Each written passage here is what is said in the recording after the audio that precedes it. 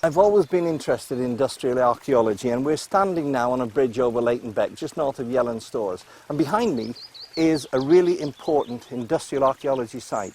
It's the site of Leighton Furnace.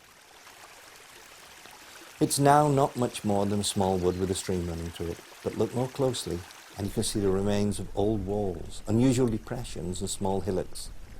The last remaining building was once the fuel store, but it is now a very upmarket and very private house. Leighton Furnace was built by the Backbarrow Company in 1713 at a cost of £759, and it produced pig iron.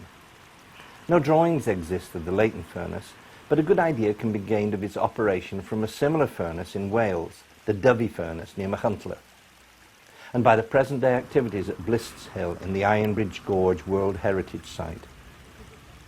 Peat would be used to fire the furnace, with the limestone, iron ore and charcoal being loaded into the top as separate layers. Huge wood and leather bellows powered by a water wheel would blast air into the bottom of the furnace, and temperatures would rise to around 1,000 degrees centigrade, and the iron ore, limestone and charcoal would be converted into brittle, molten pig iron. The furnace would then be tapped at the bottom and the hot metal run into moulds.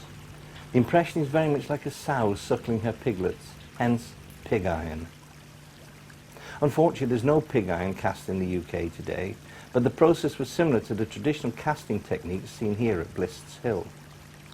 The furnace didn't produce very high quality pig iron, but the 500 tonnes of iron a year it did produce at Leighton represented about 3% of the total amount produced in England at the start of the 18th century. The importance of Leighton Furnace declined with the advent of the Industrial Revolution, particularly as coke was being used more and more due to its efficiency and lower cost. Here at Leighton there were no natural reserves as coal, and in 1806 the furnace eventually closed.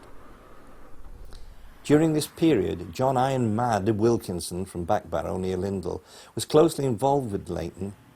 He eventually became one of the most famous ironmasters in the world when he and Abraham Darby built the first iron bridge near Coalbrookdale in the Midlands. He also invented and patented a way of adding spiral grooves, rifling, to cannons to make them much more accurate. And he's buried across the River Kent in Lindell Church.